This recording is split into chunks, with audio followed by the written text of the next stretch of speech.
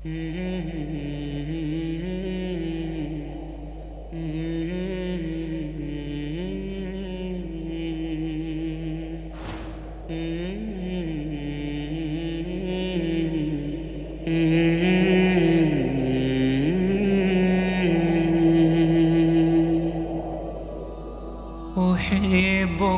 مثلما أنت،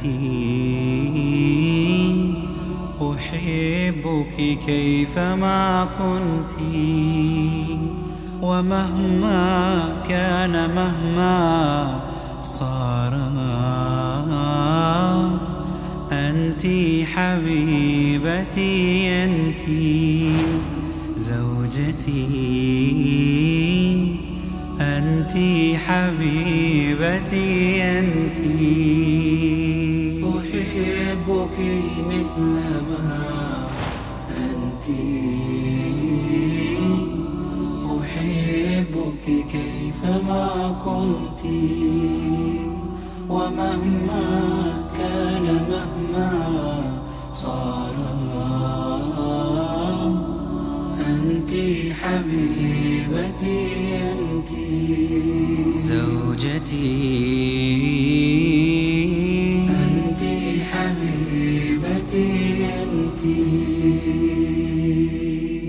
حلالي، أنت لا أخشى عذولا هم مقتي، لقد أذن الزمان لنا بوصل غير منبت، سقيت الحب في قلبي بحسن الفعل والسمت، يغيب السعد إن غبت، ويصفو العيش إن جئت، نهاري كادح حتى إذا ما عدت للبيت لقيتك، فانجلى عني ضناي إذا تبسمت. أحبك مثلما أنت، أحبك كيفما كنت، ومهما كان مهما صار أنت حبيبتي، أنت زوجتي، أنت حبيبتي، أنت. تضيق بي الحياة إذا بها يوما تبرمت، فأسعى جاهدا حتى أحقق ما تمنيت، عنائي أنت فلتهني بدفء الحب ما عشت، فروحنا قد تلفا كمثل الأرض والنبت، سكني وأنسي وملمتي، يطيب العيش مهما ضاقت الأيام إن طبت، فيا أملي ويا سكني ويا أنسي وملمتي، يطيب العيش مهما ضاقت الأيام إن طبت، أيام إن طبت. أحبك مثلما أنت، أحبك كيفما كنت، ومهما كان مهما صار أنت حبيبتي، أنت زوجتي، أنت حبيبتي، أنت.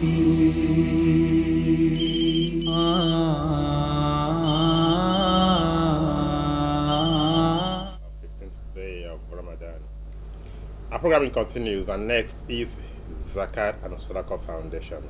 This quarter hour showcases the activities of that Sadaqah organization.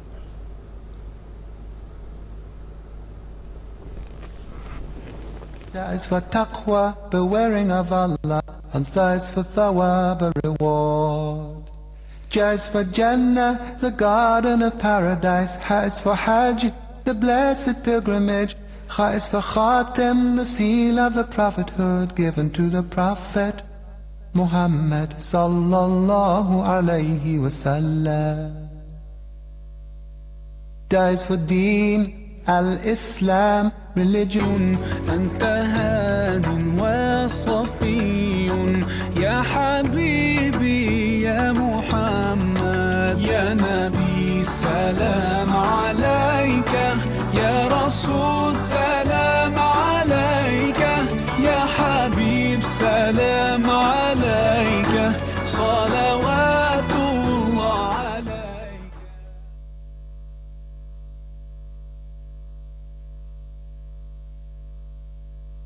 عن أبي هريرة رضي الله عنه قال: قال رسول الله صلى الله عليه وسلم: من حسن إسلام المرء تركه ما لا يعنيه. حديث حسن رواه الترمذي وغيره هكذا. يا نبي سلام عليك يا رسول سلام عليك يا حبيب سلام عليك صلوات الله عليك. War of Vietnam and other wars. So it's a practice that was carried out by all warriors of all times, but not the Muslim warriors. This is a sin.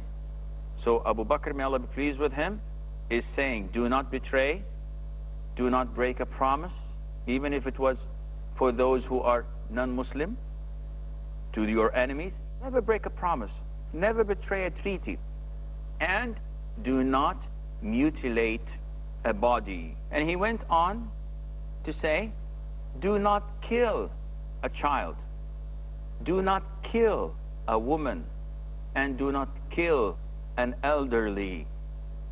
Do not burn palm trees, and do not cut down, do not chop a fruitful tree, a tree that gives fruit to the people. Never slaughter a sheep, a cow, or a camel unless it is to be used for food. And he's saying this so that some of his warriors would not be carried away with the violence and with the killings that they just want to destroy. No, a Muslim army is not to destroy. It is sent to build.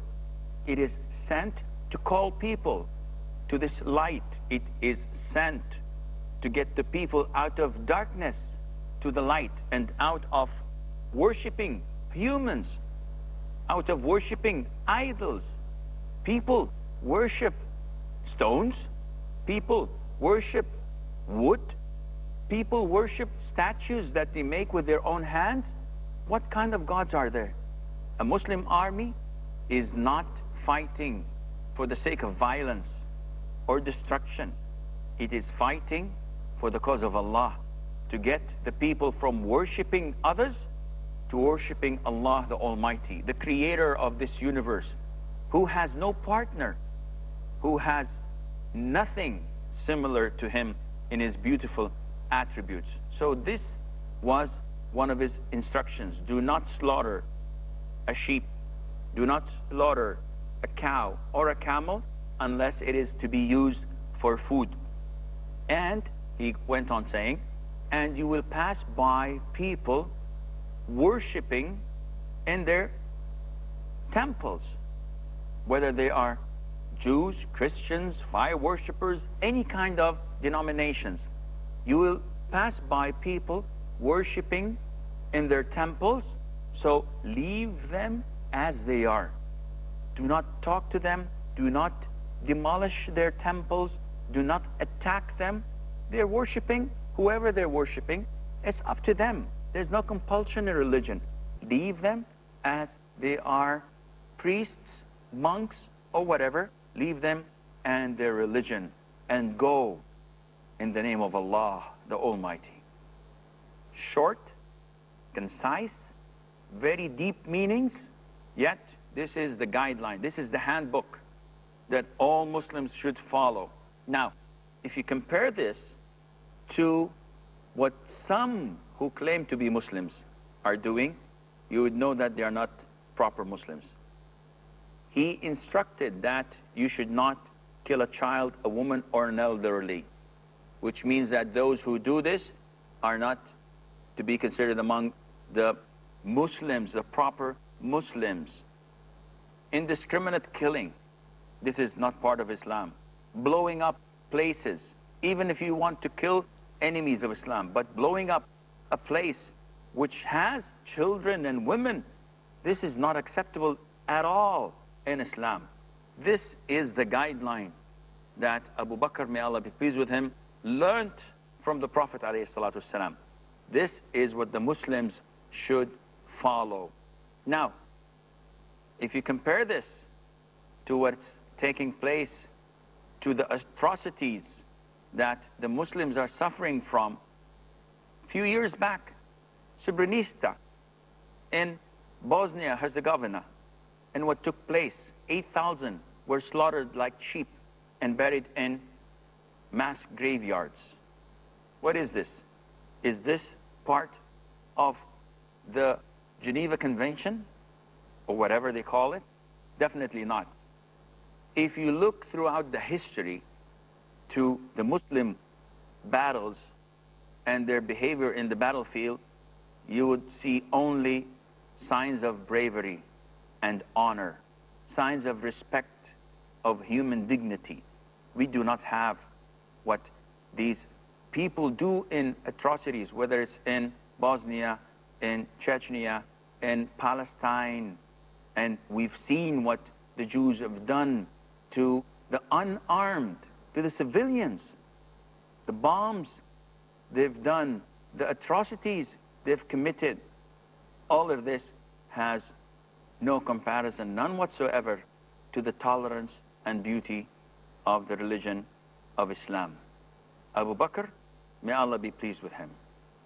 Some people say that Abu Bakr and Umar were in the same class and in the same grade, and this is not true. Abu Bakr, though the Prophet ﷺ, whenever he spoke, he used to say, I went with Abu Bakr and Umar, and I came with Abu Bakr and Umar. Though the Prophet ﷺ said that the best of old men in paradise are Abu Bakr and Umar, and the best of the youth in paradise are Al-Hasan and Al-Hussein, his grandchildren, his grandsons. It was reported in Sahih al-Bukhari by Abu Darda, may Allah be pleased with him. He said that while we were with the Prophet ﷺ, Abu Bakr came pulling his dress up because he was a thin man and his dress would fall, so he had to grab it and hold it. And the Prophet looked ﷺ and said, your friend had faced something that is serious, and there's something behind him. So the minute he came in, he said, O Prophet of Allah, there was this something between me and Umar ibn al-Khattab, may Allah be pleased with him. And I wronged him, and I was the aggressor. So I went to him and I asked him to forgive me. I asked him to pardon me, and he did not pardon me. And why was that? Well, we will know this inshallah after break, so stay tuned. As his was a mission of the greatest task. Assalamu alaikum wa rahmatullahi wa barakatuh. Abu Bakr confessed. May Allah be pleased with him. He did not try to sugarcoat it. He did not to deny it. He went to the Prophet ﷺ asking him for a way out. What was the problem? It was very simple. He did something wrong. He said something wrong to Umar, which made Umar angry with him. So he went to Umar and asked him for forgiveness. Umar would not forgive him. He went again and again, and he would not forgive him. He followed Umar across the Baqi' until Umar went into his house and closed the door, refusing to forgive Abu Bakr. So Abu Bakr was helpless. He did not know what to do. So he went to the Prophet ﷺ, not complaining, because he is the aggressor. He is seeking the Prophet's advice, how to make the heart of his companion, of his friend, white and clean towards him again. Because this is all what they cared about. They did not care about money. They did not care about position. They only cared about having their friendship solely for the sake of Allah Azza wa Jal. So he confessed and he told the Prophet ﷺ of what really had taken place. Meanwhile, Umar, may Allah be pleased with him, realized that he was a bit harsh on Abu Bakr and he should have forgiven him. So he went to Abu Bakr's house and he said, is Abu Bakr around?